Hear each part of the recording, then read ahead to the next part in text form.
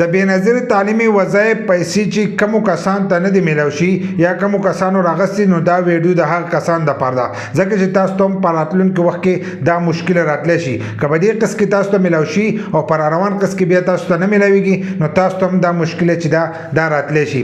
ځکه زیاتکر کسان د دې په باره کې تپوس کوي، وایي موږ ته د ماشومانو وظیفه چې دا میلاو نه شوه، ځکه چې هغه اوس شروع شوي ده او دې ځل چې کومې روپۍ میلاویږي نو هغه ډبلې میلاویږي. لکه که ستاسو ماشوم ته مخکې 1500 میلاوېدلې، نو اوس په ورته 3000 میلاویږي. بله چې 500 روپۍ په هغې کې اوس اضافه شوي ده، 1500 واله چې ده هغې اوس 2000 کړې ده، نو تاسو ته به اوس 4000 روپۍ چې دي دغه به میلاویږي. خو ځینې کسان وایي موږ ته دا روپۍ چې دي دا میلاو نه شوې. نو هر کله چې نوې روپۍ شروع شي نو دا ستاسو په اکاونټ کې نه جمع شي.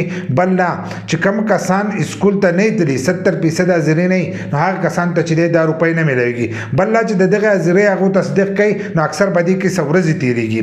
لکه هغه هلته کې د دې معلومات حاصلوي چې دې ماشوم 70% حاضري لګولې ده که نه ده. نو کله چې د دغه تصدیق وشي نو د هغې نه وروسته ستاسو په اکاونټ کې چې دی دغه روپۍ به جمع کوي. نو ما ډېر ویډیوګانې کړي دي، خو ما پکې دا خبره نه وه کړې چې ستاسو د حاضرۍ تصدیق چې دی دا به کېږي، نو د هغې نه وروسته به دا روپۍ چې دي دا به تاسو ته میلاویږي. نو که کومو کسانو ته نه میلاو شي، نو یو څو ورځې صبر وکړئ، د هغې نه وروسته بیا ستاسو ماشومانو ته چې دي دغه روپۍ به میلاو شي. بل که تاسو د دې پروګرام نه وتلي، نو بیا به تاسو ته دغه روپۍ چې دي دا به نه میلاویږي. نو یو څو ورځې صبر وکړئ، کېدای شي ستاسو په اکاونټ کې چې دی دا روپۍ جمع شي. او که تاسو ته نوره څه مشکل وي، نو د دې هر څه په باره کې چې دی زموږ په فیسبوک پیج او یوټیوب چینل کې چې دي ویډیوګان پراته دي، تاسو ته لږ ور دننه شئ، نو تاسو ته به نور معلومات چې دي